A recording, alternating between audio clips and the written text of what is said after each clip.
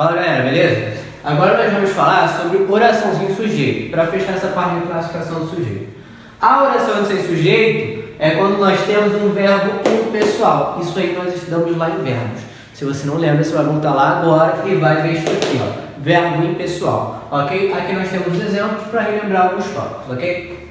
Então vamos lá. O mais comum de aparecer em provas é o verbo haver com sentido de existir, ocorrer, realizar-se, ok? Então aqui, ó, havia formigas na casa. Verbo haver com sentido de existir. O verbo haver com sentido de existir é impessoal, ou seja, não tem sujeito. Esta oração não tem sujeito, é uma oração sem sujeito. Verbos que indiquem fenômeno da natureza, também, ó. Nevou muito ontem, indicando o fenômeno da natureza.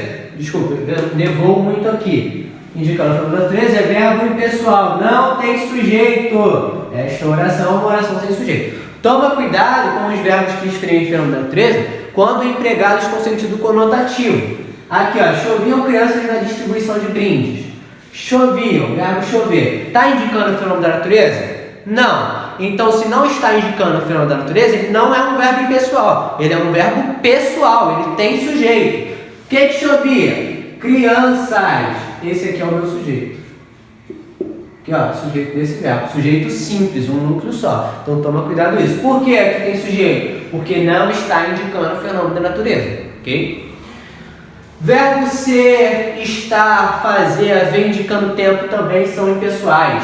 Eram 2 horas da manhã. Aqui, ó, verbo ser, indicando tempo. Oração sem sujeito. Professor, por que o verbo ser está no plural, então? Se o verbo impessoal ele permanece na terceira pessoa do singular. Aí é um caso específico da concordância verbal. O verbo ser, quando junto a horas, ele concorda com o numeral. Ok, ó, 2 horas. 2 no plural no português é de 2 para cima, ok? 1,5, 1,9 não é plural, ok? Plural é de 2 para cima no português. Então aqui, ó, o verbo ser ele concorda com o numeral, por isso que ele está no plural, que é um caso específico, mas ele continua sendo impessoal e continua sendo uma oração sem sujeito, ok? Aqui agora eu vou apresentar para vocês o caso quando eu tenho um verbo impessoal e uma locução verbal, ele sendo verbo principal da locução verbal. Quando você tem um verbo impessoal como verbo principal da locução verbal, ele vai contaminar o verbo auxiliar. Ou seja, o verbo auxiliar também se tornará verbo impessoal, ou seja, não vai para o plural. Então aqui, ó, poderá haver pessoas aqui amanhã. É o verbo haver com o sentido de existir. Ok?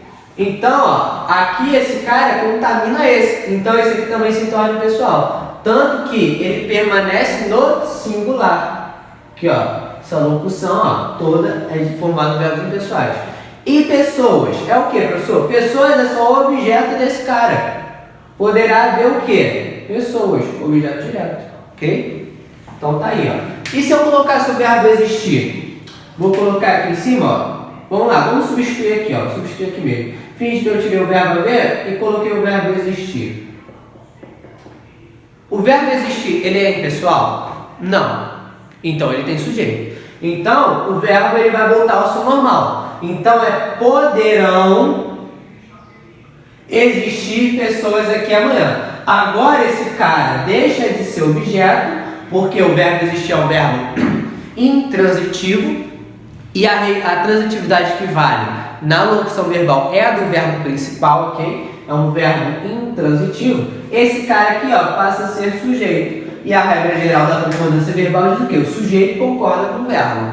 E quem varia na locução verbal? O verbo auxiliar. Então, pessoas poderão existir aqui amanhã. Ok, galera? Então, é isso daí. Isso aí que é bastante prova. Toma cuidado com o verbo impessoal e locução verbal. Cai muito em prova, tá? Galera, é isso aí. Daqui a pouco a gente volta com o próximo tópico. Valeu!